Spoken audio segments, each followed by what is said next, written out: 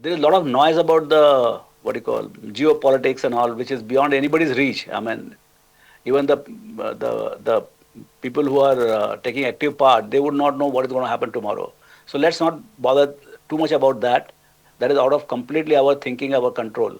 So where is our control? Our control is in buying the right stocks at right price. So that focus must not be left, because all these things are passing phase of geopolitical. Till yesterday, we had both the wars going on. At least one war is now coming to halt. So let's look at the positives, rather than just being focused on to the negatives. At least I do that. I count more the positives rather than the negatives. So the negatives, and always there'll be some positives, some negatives. But right now, what I see is that first war is coming to an end. Second war, Mr. Trump is trying to bring to an end as early as possible. So I'm sure the focus will shift to the second war.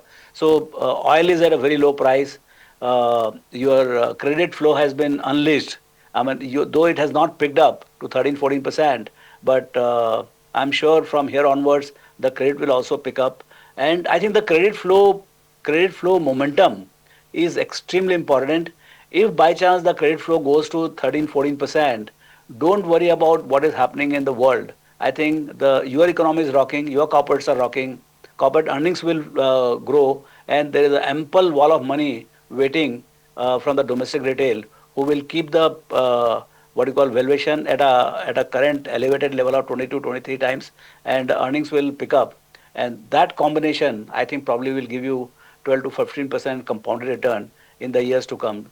Now, what is the downside? In the sense that what would be the risk? The risk factor is the earnings not coming through. I would not be worried about anything else. But in aggregate, the impact of whatever government does, whatever we do, whatever the world does, I think earnings can be halting, in the sense that earnings may not grow as desired by us.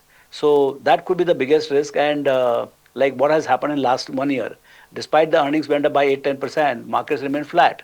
So there is a good correction and consolidation for last 1 year, and now the stage is set for a kind of a major upward move in the market. Though it will start slowly, but I would think it will led by bank. I think, and banks in our country.